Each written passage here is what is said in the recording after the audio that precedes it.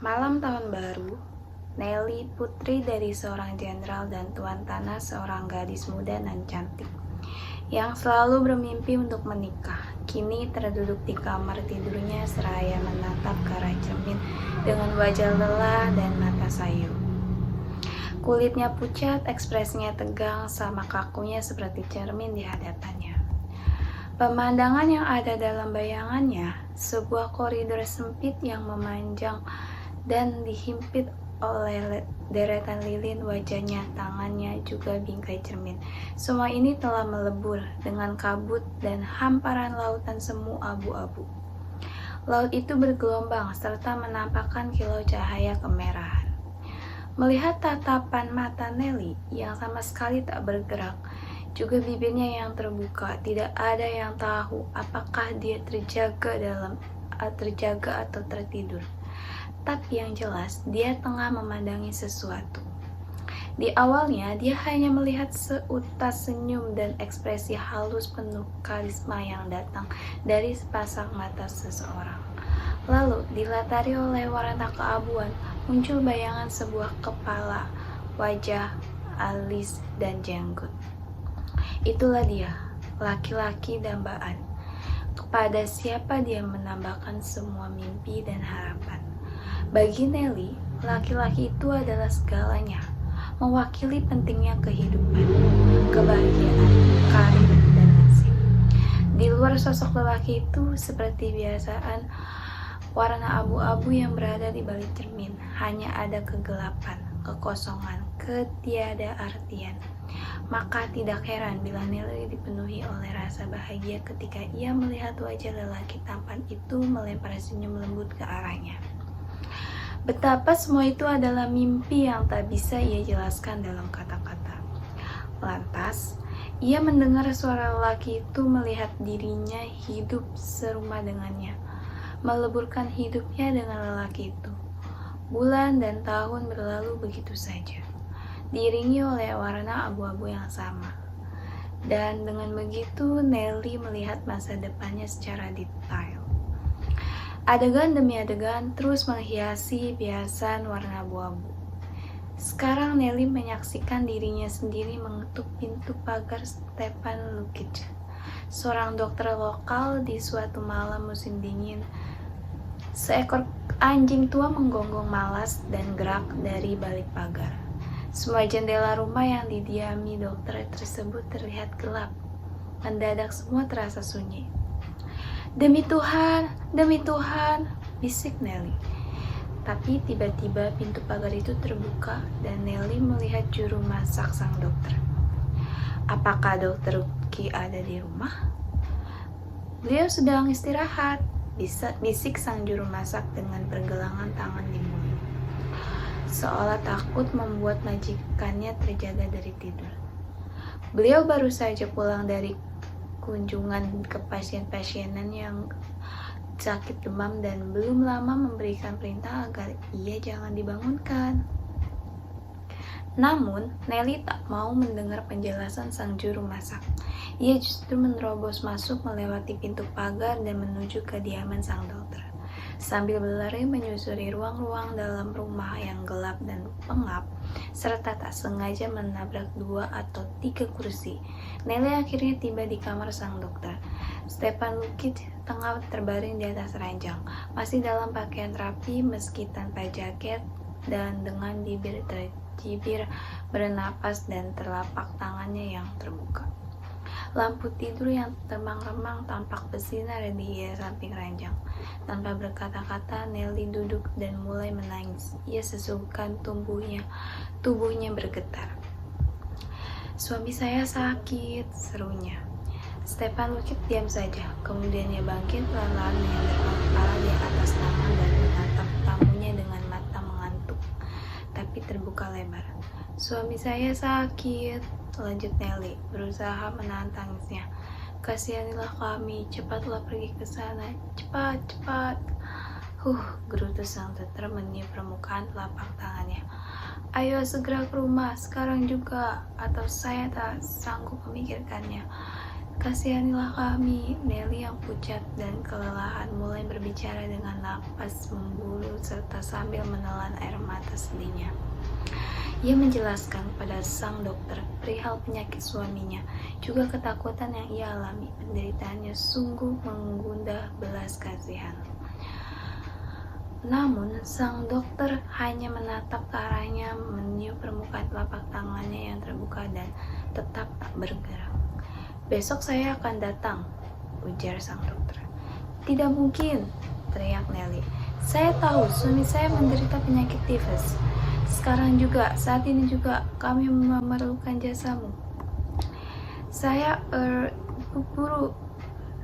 baru saja pulang," gerutu sang dokter. "Saya sudah mengunjungi pasien-pasien yang terjangkit penyakit virus tifus selama 3 hari penuh, dan sekarang saya juga merasa tidak enak badan karena kelelahan.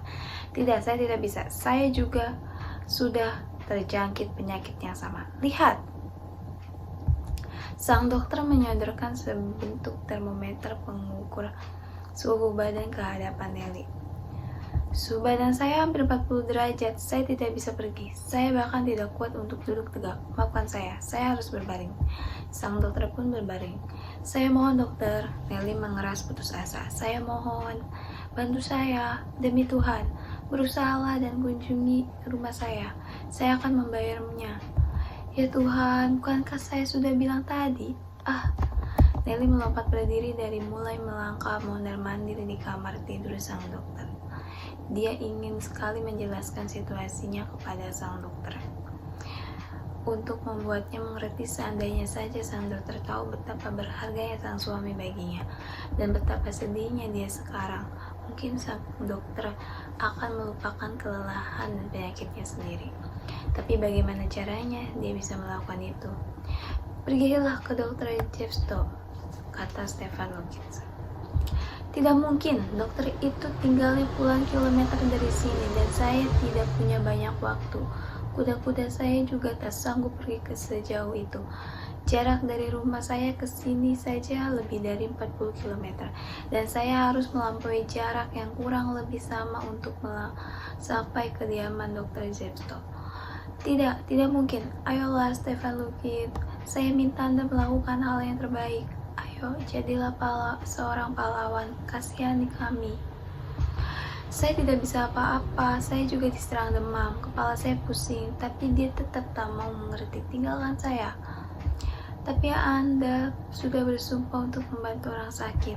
Anda tidak bisa menolak permintaan saya. Itu egois.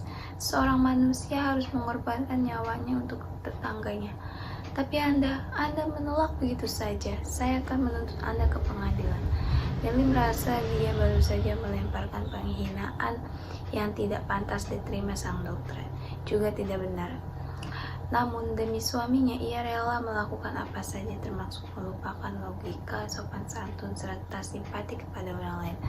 Menanggapi ancaman Nelly, sang dokter segera menegak air dingin dari dalam sebuah gelas. Nelly pun akhirnya bersimpuh di hadapan sang dokter memohon layaknya seorang pengemis. Dan sang dokter akhirnya menyerah. Ia bangkit perlahan-lahan dengan nafas memburu dan terengah mencari jaketnya. "Ini," Nelly berteriak membantu sang dokter. "Biar saya pakaikan. Ayo, saya akan membalas budi Anda seumur hidup saya. Saya akan berterima kasih kepada Anda." Tapi sang dokter tak sanggup. Setelah mengenakan jaket, sang dokter terbaring lagi. Nelly menariknya hingga bangkit berdiri dan menyeretnya menuju pintu depan. Lalu dengan susah payah ia membantu sang dokter mengenakan sepatu bot, jas panjang, mencari topinya yang hilang, dan akhirnya mereka tiba di dalam kereta kuda. Sekarang mereka harus berkendara sejauh 40 km lebih dari suaminya, bukan mau mendapat pertolongan. Dunia seolah diliputi kegelapan. Begitu gelapnya sampai tangan yang diangkat di depan mata saja tidak bisa terlihat. Angin musim dingin berhembus kencang. Di bawah roda kereta ada gumpalan-gumpalan salju yang keras. Sang kusir terpaksa berhenti beberapa kali dan menimbang-nimbang jalur mana yang harus diambil. Nelly dan sang dokter duduk di dalam kereta tanpa berbicara, meski perjalanan itu melalui banyak guncangan. Namun, kedua penumpang kereta tidak merasakannya. Mereka juga tidak merasakan dinginnya udara. "Ayo cepat," perintah Nelly kepada sang kusir. Pada pukul 5 pagi, kuda-kuda yang kelelahan akhirnya tiba di halaman rumah. Nelly melihat pintu pagar yang dikenalnya subur dan deraknya, serta barisan lumbung dan kandang kuda. Mereka sudah sampai di tempat tujuan. Tunggu sebentar, saya akan segera kembali, kata Nelly kepada Seperlukis, seraya mempersilahkan sang dokter untuk duduk di sofa ruang makan. Duduk di sini dan tunggu sebentar, saya lihat dulu keadaan suami saya. Begitu kembali ke ruang makan, Nelly mendapati sang dokter sudah terbaring di sofa dengan mulut keman-kemin. Dokter, tolong dokter. Tanya Demna, gumam sedang Lukit. Apa? Mereka bilang di pertemuan tadi. Filosofin bilang siapa? Apa? Dirunding oleh rasa takut yang semakin membuja, Nelly menyadari bahwa sang dokter juga sudah sampai tahap menggigau seperti suaminya. Apa yang harus dia lakukan? Aku harus pergi menemui Dr. Jeff, putusnya.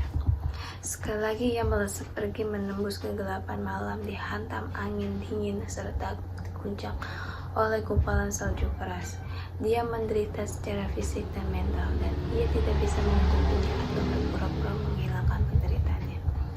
Kemudian ia melihat di antara biasaan warna abu-abu bagaimana suaminya selalu kekurangan uang setiap musim semi. Membayar cicilan mereka ke bank.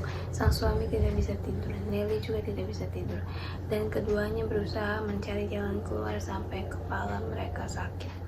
Dihantui oleh teror bahwa suatu hari mereka akan didatangi petugas pengadilan yang khusus ditugaskan menagih utang-utang mereka. Nelly juga melihat bayangan anak-anaknya, betapa mereka semua rentan terjangkit penyakit flu, demam berdarah, juga difteri. Selain itu, anak-anaknya juga akan melalui masa-masa di mana mereka mendapat nilai jelek di sekolah atau berpisah dari satu sama lain. Nelly yakin setidaknya seorang dari 5 atau 6 anaknya akan meninggal. Bias warna keabuan tersebut juga tidak sepenuhnya terhindar dari kematian. Tak heran, sepasang suami istri tidak bisa meninggal pada saat bersamaan. Apapun yang terjadi, yang satu harus mengubur yang lain. Dan Nelly melihat bagaimana suaminya terbaring sekarat. Situasi itu tergambar secara detail di dalam kepalanya. Ia melihat peti mati, lilin pendeta, dan jejak kaki pengangkut peti dalam rumahnya. Kenapa? Untuk apa? Tanya Nelly menatap kosong ke arah wajah suaminya. Dan semua kejadian dalam hidup mereka yang ia bayangkan dulu terkesan bodoh dibandingkan dengan apa yang terjadi sekarang. Sesuatu terjatuh dari genggaman tangan Nelly dan terpental ke lantai. Ia terkejut, bangkit berdiri dan membuka mata yang lebar-lebar. Di dekat kakinya ada sebentuk cermin. Cermin lain masih berdiri di atas meja riasnya. Ia menatap ke dalam cermin itu dan melihat wajah pucat dengan jejak air mata. Tak ada bias warna abu-abu lagi sekarang. Aku pasti tertidur, pikirnya dengan desal.